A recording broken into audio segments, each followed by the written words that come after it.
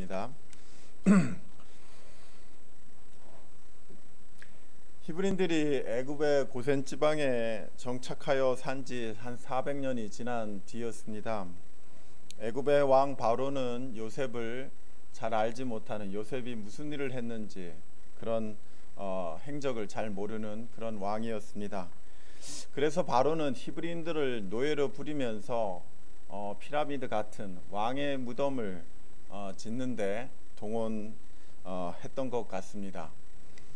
모세가 출생할 때쯤에 바로는 히브리인들이 반역하여서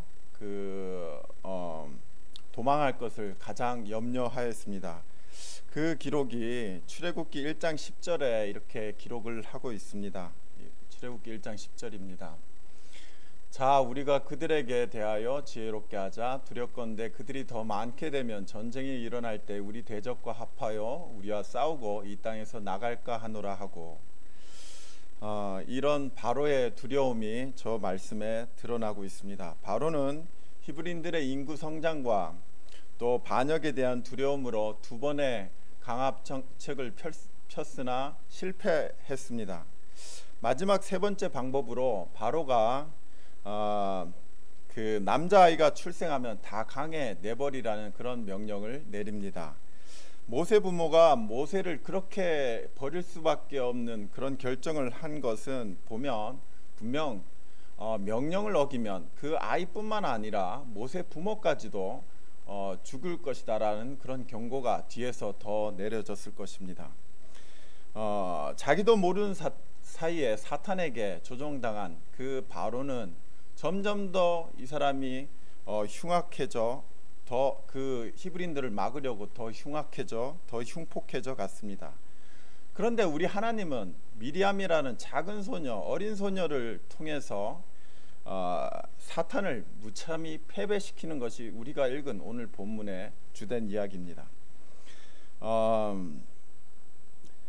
또 우리 하나님은 모세의 생명만 살린 것이 아니라 바로의 궁에서 왕자로 모세가 자라게 하시는 그런 일을 또 하나님께서 하셨습니다. 이스라엘이 반란을 일으켜서 애굽을 압도하여 이기는 것이 애굽을 나가는 그런 상식적인 방법이었습니다. 그러니까 이스라엘 사람들이 인구가 많이 늘어나서 반란을 일으키고 애굽을 이기는 것이 애굽을 나가는 유일한 상식적인 방법이었습니다. 하지만 우리 하나님은 그런 인간의 생각과는 달랐습니다. 애굽이 두려워하는 그런 반란의 방식은 하나님에게는 충분하지 필요 없었습니다. 오히려 믿음으로 순종하는 그런 종 모세로 충분했습니다. 왜냐하면 이 세상의 주권자는 사람이 아니라 하나님이시기 때문입니다. 오늘 우리도 이것을 잊지 말고 꼭 기억하고 믿어야 합니다. 영원히 살아계시는 하나님의 그 은혜와 그 권능이 지금도 오늘 이 본문을 믿는 자들에게 지금도 똑같이 임하시는 것을 우리가 믿어야 합니다. 저와 여러분은 오늘 본문 같은 절묘한 구원을 분명히 체험할 수가 있습니다. 오늘 본문 가운데 모세와 모세 가족은 구체적으로 어떻게 구원을 받았는지 좀 더 생각을 해보고자 합니다. 모세의 부모는 이미 결혼해가지고 누나 미리암과 형 아론이 있었고 또 그 두 아이는 아직 어린 아이인 듯 보입니다. 모세가 엄마 뱃속에 잉태되었을 때 바로는 히브리인 중에서 남자아이가 태어나면 모두가 다 그 남자아이들을 강에 버리라는 명령을 내렸습니다. 집집마다 애국 군대가 수색했을 것이고 그 와중에도 모세의 부모는 석 달을 그 아기를 숨겼습니다. 사실 하지만 아이가 자라가면서 울음소리 때문에 더 이상 그 모세의 부모는 아기를 숨길 수가 없었습니다. 모세의 엄마가 아기를 숨기는 것도 이제는 한계에 도달했습니다. 결국 모세의 부모는 모세를 버릴 수밖에 없었습니다. 사실 들키면 아기는 당연히 죽고 그 아기의 부모도 죽을 수밖에 없으니까 어떻게 됩니까? 남은 두 아이, 어린 아이는 돌봐줄 자가 없었을 것입니다. 모세 부모가 끝까지 아이를 버리지 않은 것은 자식에 대한 모성애, 그리고 남은 어린 자녀에 대한 그런 것, 그 외에 또 한 가지 이유가 있었습니다. 그것은 하나님에 대한 믿음이었습니다. 하나님만이 구원자라는 믿음이 그들 가운데 갖고 있었습니다. 아마 그 석 달 동안, 바로가 명령을 내린 그 순간부터 모세 부모는 자녀들과 함께 가정 예배를 드렸을 것입니다. 가족 합심 기도를 드렸을 것입니다. 갓 태어난 아이를 위해서 모세 그 부모가 할 수 있는 일은 바로 가정 예배였습니다. 아마 모세 가족은 모세가 엄마 뱃속에 잉태되었을 때부터 바로의 명령이 떨어진 날로부터 가족들은 눈물로 예배를 드렸을 것입니다. 아직 어린 미리암과 아론도 부모의 손을 잡고 함께 간절하게 울면서 기도를 드렸을 것입니다. 기도 제목은 오직 한 가지뿐이었을 것입니다. 그것은 기적이 일어나게 해달라는 것. 먼저는 바로의 그 두 번째 명령인 산파를 통해서 아이 살해 명령이 취소하게 해달라는 그런 기도였을 것입니다. 근데 어찌 됐습니까? 그 상황은 분명히 그것은 취소가 되었습니다. 바로의 그 두 번째 명령은 취소가 됐는데 또 그 다음에 어떻게 됩니까? 세 번째는 더 참혹한 명령이 떨어집니다. 부모도로 자식을 수장시키라는 그런 명령이었습니다. 여러분, 과거 세월호 사건을 기억하시지 않습니까? 그 부모들이 더욱 마음이 아픈 것은 자녀들이 죽어가는데 자신들이 아무것도 할 수 없다는 그 무력함 때문에 그 부모들이 너무나 힘들었다는 거죠. 고통스러웠다는 거죠. 모세 가정의 기도가 응답이 되지 않았습니다. 오히려 상황은 더 악화될 대로 악화되어 갔습니다. 아마 이쯤 되면 보통 부모라면 아이의 운명이라 그렇게 생각했을 것입니다. 최대한 아이와 같이 있으려고 했지만 다른 방법이 없었습니다. 어쩌면 우리 같으면 하나님을 원망했을지도 모르겠습니다. 하지만 모세의 부모는 달랐던 것 같습니다. 석 달간 아이를 필사적으로 숨기는 그 기간에도 그 모세 부모는 그 바로의 명령이 취소하게 해달라고 간절하게 기도했을 것입니다. 오늘 본문을 천천히 읽고 묵상해 보면 모세 가족이 이 사람들이 믿음을 잃지 않았구나, 그런 것을 우리가 깨달을 수가 있습니다. 그런데도 결국 그들도 도저히 이제는 하지 못하고 아이를 버리기로 결심할 수밖에 없었습니다. 어찌 보면 이번에도 하나님은 상황을 변화시켜 주지 않았습니다. 상황이 한 개도 변화되지 않았습니다. 그동안 간절히 기도한 것이 헛수고로 끝난 것일까? 절대로 그렇지가 않습니다. 우리가 하나님께 기도하며 기대한 것은 모든 부정적인 여건이 단번에 바뀌는 것이고 우리가 기도한 대로 되어지는 것이 우리가 원하는 것입니다. 그런데 성경은 이렇게 말씀합니다. 우리의 생각과 하나님의 생각은 다르다. 하나님의 길과 우리의 길은 다르다. 이렇게 말씀을 하십니다. 이 고백이 구약에 여러 번 나옵니다. 그 중에 이사야 55장 8절 9절에 이렇게 말씀을 합니다. 우리 같이 읽겠습니다. 이는 내 생각이 너희의 생각과 다르며 내 길은 너희의 길과 다름이니라. 여호와의 말씀이니라. 이는 하늘이 땅보다 높음 같이 내 길은 너희의 길보다 높으며 내 생각은 너희의 생각보다 높음이니라. 하나님은 모세 가족의 간절한 그 눈물 나는 기도를 버리지 않았습니다. 모세 부모가 기대한 때는 아니지만 당신의 때와 당신의 방법대로 응답을 해 주셨습니다. 그것은 아주 가느다란 실 같은 희망을 그들에게 가지게 하신 것입니다. 성사 가능성이 별로 없는 그런 지혜를 모세 부모에게 주심으로 하나님은 응답을 하셨습니다. 그것은 최근에 들려온 소식이었습니다. 그들 가운데 들려온 소식이었습니다. 뭐냐면 그 당시 왕궁은 나일강 상류의 수도에 있었습니다. 하지만 바로의 공주가 나일강 상류인 수도로부터 약 500km 떨어진 고센 지방, 즉 지금의 삼각주 지역에 내려와 있다는 그런 소식이었습니다. 공주가 수도로부터 그 고센 지방에 내려와 있다는 소식이었습니다.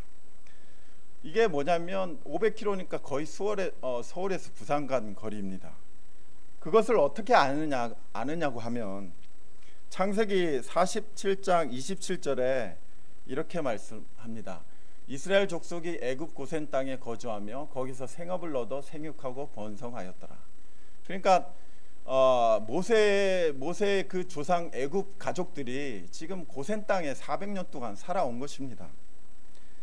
근데 그 야곱의 가족들이 고센 땅에 정착을 했는데 이 고센 지방은 나일강 하류 삼각주 지역에 위치해 있습니다.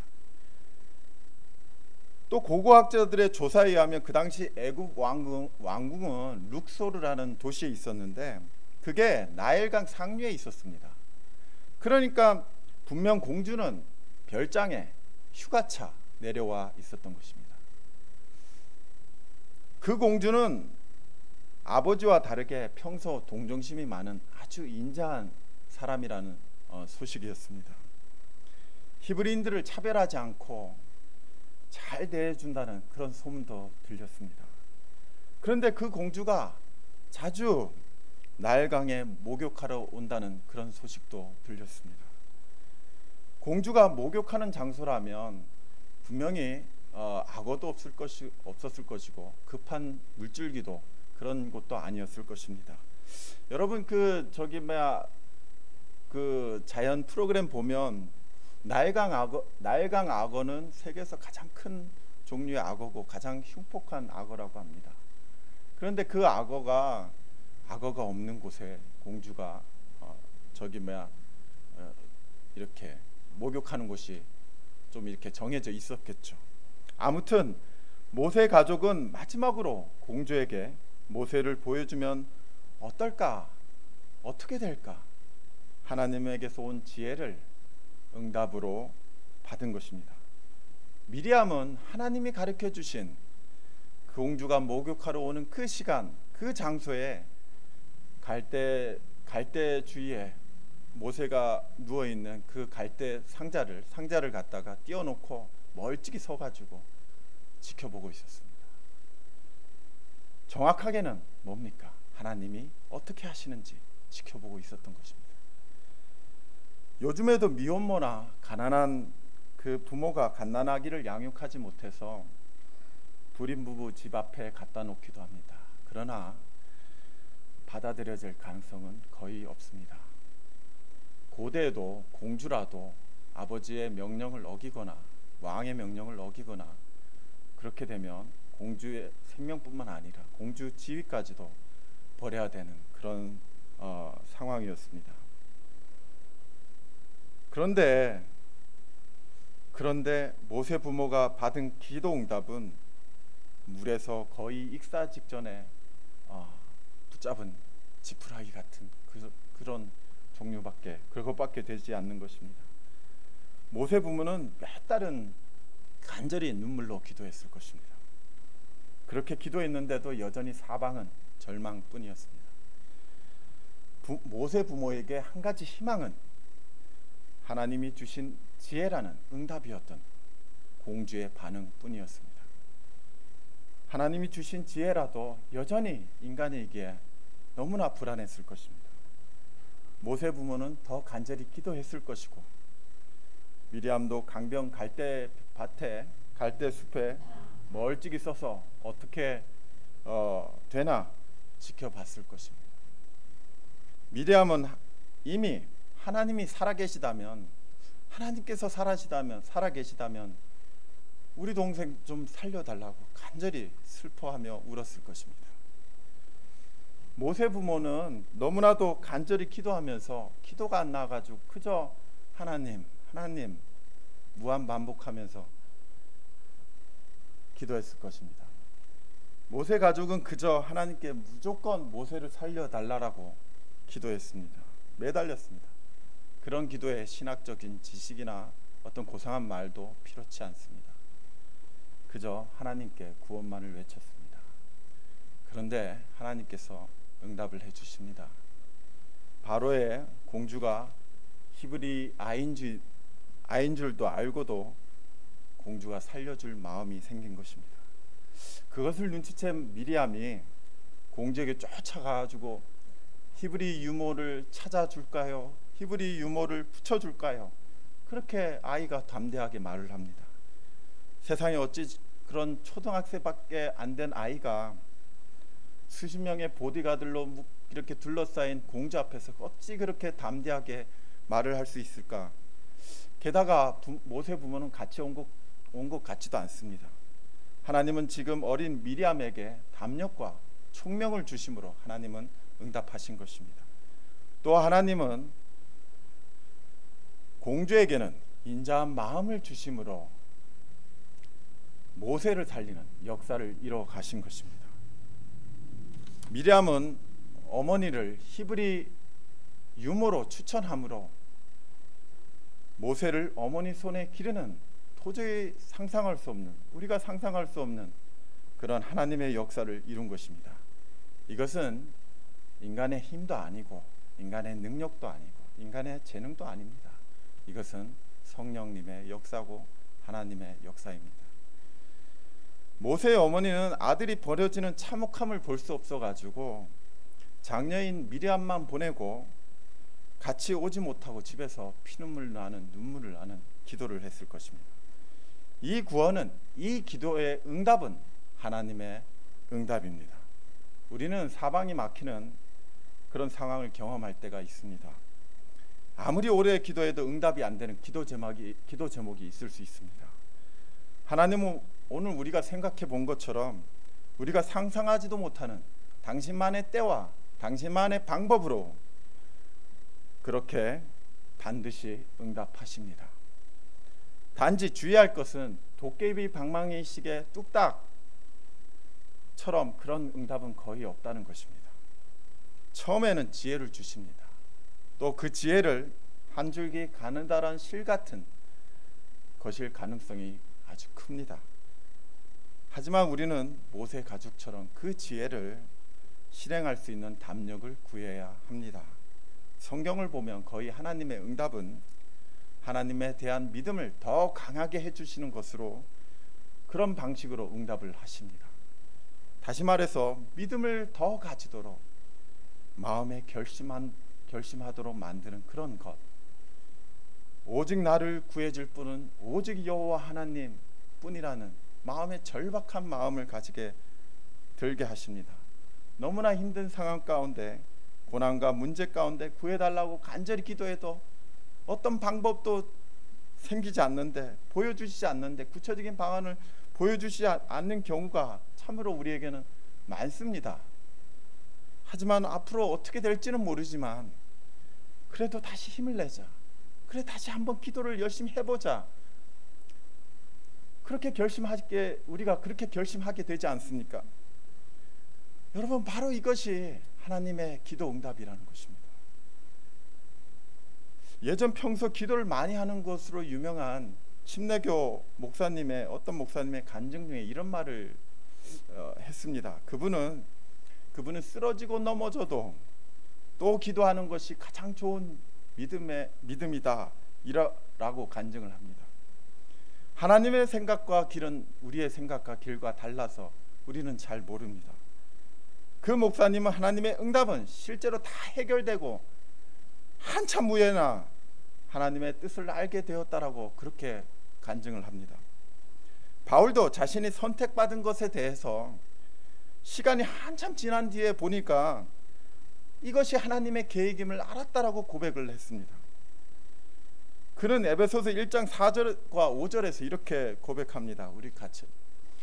곧 창세전에 그리스도 안에서 우리를 택하사 우리로 사랑 안에서 그 앞에 거룩하고 흠이 없게 하시려고 그 기쁘신 뜻대로 우리를 예정하사 예수 그리스도의 말미암아 자기 아들들이 되게 하셨으니. 그는 에베소서 1장 4절과 5절에서 하나님께서 자기를 선택하신 것은 창세전에, 세상을 만드시기 전에 예정했다는 그런 고백을 한 것입니다. 그렇다면 우리는 어떻게 해야 합니까? 하나님은 옳고 우리의 생각과는 비교할 수 없을 정도로 하나님은 진짜로 선하신 분이시다. 그런 확신을 우리가 먼저 가져야 합니다. 그리고 끝까지 포기하지 말고 매달리고 또 매달리고 매달려야 합니다. 뭔가 결론이 날 때까지 넘어져도 계속 넘어져도 다시 기도하고 또 기도하고 기도해야 합니다. 그것이 하나님이 우리에게 주시는 1차적인 하나님의 기도 응답입니다. 모세 가족도 간절히 기도했지만 더더욱 상황은 악화되어 갔고 결국 하지만 그들은 포기하지 않고 지푸라기 같은 지혜를 실행하면서 기도에 매달렸습니다. 결국 하나님은 그들의 기도뿐만 아니라 이스라엘을 인도하는 그 종을 살리시는 그런 역사를 이루셨습니다. 우리의 기도는 우리의 믿음을 포기하지 않고 하나님을 붙드는 것이어야 합니다. 우리의 기도는 절대로 땅에 떨어지지 않습니다. 여러분 믿으십니까? 하나님은 반드시 기도하는 자에게 더 강한 믿음으로 또 하나님의 놀라운 역사로 응답을 하신다는 것입니다. 그래서 우리는 기도하기를 포기하지 말아야 합니다. 오늘 이 밤 가운데 나오신 모든 분들 가운데 하나님을 붙들고 또 붙들고 또 붙들어서 반드시 하나님의 응답을 받고 여러분들 가운데 평안을 얻길 간절히 바랍니다. 기도하겠습니다.